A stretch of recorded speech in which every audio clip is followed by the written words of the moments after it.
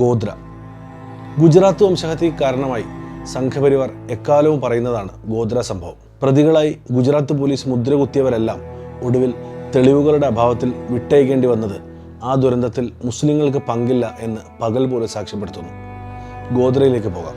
പുലർച്ചെ എത്തേണ്ട സബർമതി എക്സ്പ്രസ് അന്ന് 3 മണിക്കൂർ വൈകിയാണ് എത്തുന്നത്. തർക്കഭൂമിയിലെ രാമക്ഷേത്ര നിർമ്മാണവുമായി ബന്ധപ്പെട്ട് പോയിട്ട് മടങ്ങി വന്ന കർസേവകരായിരുന്നു അതിൽ യാത്രക്കാരിലേറെയും. ഗോദ്ര എത്തും വരെ അവർ ട്രെയിനിനകത്തും പുറത്തുമുള്ള മുസ്ലിങ്ങളെ വ്യാപകമായി ആക്രമിക്കുകയും ജയ് ശ്രീറാം വിളിപ്പിക്കുകയും ചെയ്തിരുന്നു. ഗോദ്ര സ്റ്റേഷനിലെത്തിയപ്പോൾ ട്രെയിനിൽ നിന്ന് ഇറങ്ങിയ കർസേവകർ ആദ്യം സ്റ്റേഷനിലുള്ള മുസ്ലിം കച്ചവടക്കാരെ ഉപദ്രവിക്കുന്നു. ആ സമയം സ്റ്റേഷനിലുണ്ടായിരുന്ന സോഫിയ ബാനു എന്ന മുസ്ലിം പെൺകുട്ടിയെ കർസേവകരിൽ ഒരാൾ പൊത്തി ട്രെയിനിലേക്ക് ബലമായി കയറ്റാൻ ശ്രമിച്ചു. പെൺകുട്ടി ബഹളം വെച്ചതോടെ അക്രമി ശ്രമം ഉപേക്ഷിക്കുന്നു. വാക്കേറ്റം നടക്കുന്നു. ട്രെയിൻ സ്റ്റേഷനിൽ നിർത്തിയിട്ട് 5 മിനിറ്റിനിടയിലാണ് ഈ സംഭവങ്ങൾ നടക്കുന്നത്. ട്രെയിൻ പതിയെ നീങ്ങി തുടങ്ങി. അല്പം മുന്നോട്ട് നീങ്ങിയ ട്രെയിനിനകത്തു നിന്നും ചെയിൻ വലിച്ച കാരണത്താൽ ട്രെയിൻ നിൽക്കുന്നു. ബഹളത്തിൻ്റെ ഭാഗമായി പുറത്തുണ്ടായിരുന്ന കർസേവകർ അപ്പോൾ ഓടി ട്രെയിനിൽ കയറി. മുസ്ലിം പെൺകുട്ടിയെ തട്ടിക്കൊണ്ടുപോയി എന്ന വാർത്ത പരന്ന് സമീപത്തുള്ള 10-15 ആളുകൾ അപ്പോഴേക്കും സ്റ്റേഷനിലെത്തിയിരുന്നു. ട്രെയിൻ നിന്ന സമയം കൂട്ടത്തിലുള്ള ചിലർ ട്രെയിനിന് നേരെ കല്ലെറിയുന്നു. ട്രെയിനിലുള്ളവർ ജയ് ശ്രീറാം വിളിച്ച് തിരിച്ചും കല്ലെറിയുന്നു. ആ സംഘർഷം അവിടെ തീരുന്നു. 10 മിനിറ്റുകൾക്ക് ശേഷം ട്രെയിൻ വീണ്ടും ചലിച്ചു തുടങ്ങി. കിലോമീറ്ററുകൾ പിന്നിട്ട് സിംഗാൾ ഫാലിയ എന്ന സ്ഥലത്ത് ട്രെയിൻ വീണ്ടും നിന്നു. അല്പനേരത്തിന് ശേഷം ട്രെയിനിൽ നിന്നും പുകയുയരുന്നു. S6 ബോഗിയിൽ തീ പടരുകയും ആളുകൾ മരണപ്പെടുകയും ചെയ്യുന്നു. ട്രെയിൻ സാങ്കേതിക തകരാറ് കാരണം നിന്നതാണോ പുക ഉയർന്ന ശേഷം നിന്നതാണോ എന്ന് കൃത്യമായ ഉത്തരമില്ല. അപകടം നടന്ന ശേഷം സ്ഥലത്തെത്തിയ ജില്ലാ കളക്ടർ ജയന്ത് രവി സംഭവിച്ചത് അപകടമാണെന്നും ആസൂത്രിതമല്ലെന്നും സ്ഥിരീകരിക്കുന്നു. എന്നാൽ സ്ഥലം സന്ദർശിക്കാനെത്തിയ മോദിയാണ് ആദ്യമായി ഗോദ്രയിലേത് തീവ്രവാദ ആക്രമണമാണെന്ന പ്രസ്താവന ഇറക്കിയത്. ഗുജറാത്ത് പോലീസിന്റെ വാദം 2000 ആളുകൾ അവിടെ കൂടിയെന്നും ട്രെയിന് പുറത്തു നിന്നും എണ്ണ ഒഴിച്ച ശേഷം അകത്തേക്ക് തീപ്പന്തങ്ങൾ എറിഞ്ഞു എന്നുമാണ്. ജസ്റ്റിസ് VR കൃഷ്ണയ്യരുടെ നേതൃത്വത്തിലുണ്ടായിരുന്ന കൺസേൺഡ് സിറ്റിസൺ ട്രിബ്യൂണൽ നടത്തിയ സ്വതന്ത്ര അന്വേഷണം പോലീസിന്റെ എല്ലാ വാദങ്ങളെയും തകർത്ത് കളയുന്നുണ്ട്. ട്രെയിൻ ആക്രമിക്കാൻ 2000 ഖാഞ്ചി മുസ്ലിങ്ങൾ ഒത്തുകൂടിയെങ്കിൽ എന്തുകൊണ്ട് അവർ S6 കോച്ച് മാത്രം ആക്രമിച്ചു? അവർ മറ്റു കോച്ചുകളും ആക്രമിക്കില്ലേ? 1700 കർസേവർ അപ്പോൾ ട്രെയിനിലുണ്ടായിരുന്നു. അവർ മുസ്ലിങ്ങളെ തിരിച്ചും ആക്രമിക്കുമായിരുന്നില്ല. ഈ ചോദ്യങ്ങൾക്കൊന്നും എവിടെയും ഉത്തരമില്ല. സ്ഥലം സന്ദർശിച്ച CCT സംഘത്തിന്റെ സംശയം അധികരിച്ചു. അപകടം സംഭവിക്കുമ്പോൾ ട്രെയിൻ നിൽക്കുന്നത് തറയിൽ നിന്നും 12 അടി ഉയരത്തിലാണ്. ആ പ്രദേശത്ത് 2000 പേർക്ക് നിൽക്കാനുള്ള സ്ഥലമില്ല. അക്രമികൾ ഉണ്ടെങ്കിൽ തന്നെ S6 കോച്ച് ആക്രമിക്കുന്നതിനേക്കാൾ അവർക്ക് ഏറ്റവും എളുപ്പം മറ്റു കോച്ചുകൾ ആക്രമിക്കുന്നതായിരുന്നു. ബണ്ടിന്റെ ഉയരവും ട്രെയിനിന്റെ ഉയരവും നോക്കുമ്പോൾ ട്രെയിന് നേരെ തീപ്പന്തം എറിഞ്ഞതാണെങ്കിൽ കോച്ചിന് പുറത്ത് തറയിൽ കരിഞ്ഞ ലക്ഷണങ്ങൾ ഉണ്ടാവണം. കോച്ചിനുള്ളിൽ തീ പിടിച്ചപ്പോൾ ജനാല വഴി പുറത്തേക്ക് വന്ന തീജ്വാലകൾ വിൻഡോ ലെവലിന് മുകളിൽ കാണുന്നുണ്ട്.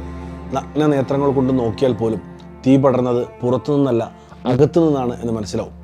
ഫോറൻസിക് റിപ്പോർട്ടും അത് ശരിവെക്കുന്നതാണ്. കോച്ചിന്റെ വിൻഡോയുടെ ഉയരം തറയിൽ നിന്നും 7 അടി മുകളിലാണ്. തീ പടർന്ന സമയത്ത് പാളത്തിൽ നിന്നല്ലാതെ 3 അടിയോളം ഉയരമുള്ള മൺകൂമ്പാരത്തിൽ കയറി നിന്ന് കോച്ചിലേക്ക് വെള്ളം ഒഴിച്ചപ്പോൾ ആകെ 10 മുതൽ 15% വെള്ളം മാത്രമാണ് അകത്തേക്ക് കടന്നിരുന്നത്. അതുകൊണ്ട് തന്നെ അക്രമികൾ ബക്കറ്റിലോ ക്യാനിലോ മണ്ണെണ്ണയോ പെട്രോളോ കോരി ഒഴിച്ചാൽ ഭൂരിഭാഗം ദ്രാവകവും വിൻഡോയിലൂടെ ഒഴുകി വരികയും കോച്ചിൻ്റെ അടിഭാഗത്തേക്കും കടന്ന് അവിടെ അടക്കം തീ പടരുകയും ചെയ്യും. എന്നാൽ വിൻഡോയുടെ താഴെ ഭാഗത്തോ കോച്ചിൻ്റെ അടിഭാഗത്തോ തീ പടർന്നിട്ടില്ല. റിപ്പോർട്ടിൻ്റെ കൺക്ലൂഷൻ ഇങ്ങനെയാണ്: ഞങ്ങൾ കോച്ചിൻ്റെ ഉള്ളറ പരിശോധിച്ചു. തീയുടെ തീവ്രത വളരെ കൂടുതലായിരുന്നു.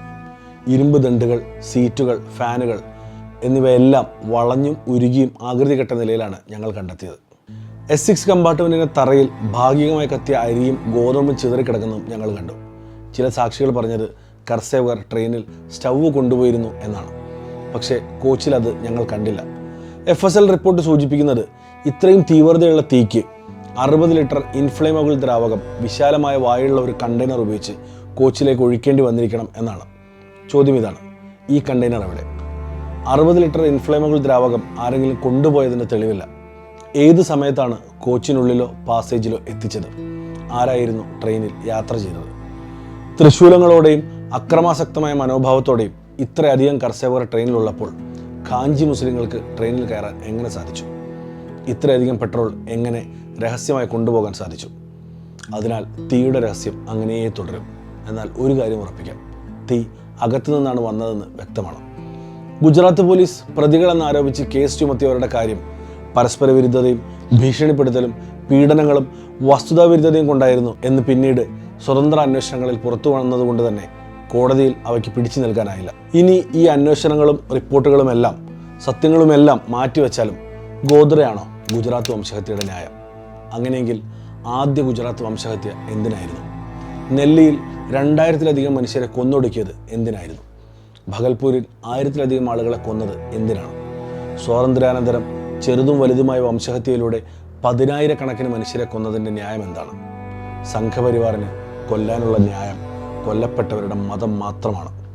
ഗോദ്രയിൽ കരിഞ്ഞ 59 മനുഷ്യരുടെ ജീവന്റെ വിലയായി ഉറപ്പിക്കപ്പെട്ട അധികാര കസേരകൾക്ക് മുകളിൽ പല്ലിൽ ചോരയുള്ളവർ ഇപ്പോഴും ചിരിക്കുന്നുണ്ട്.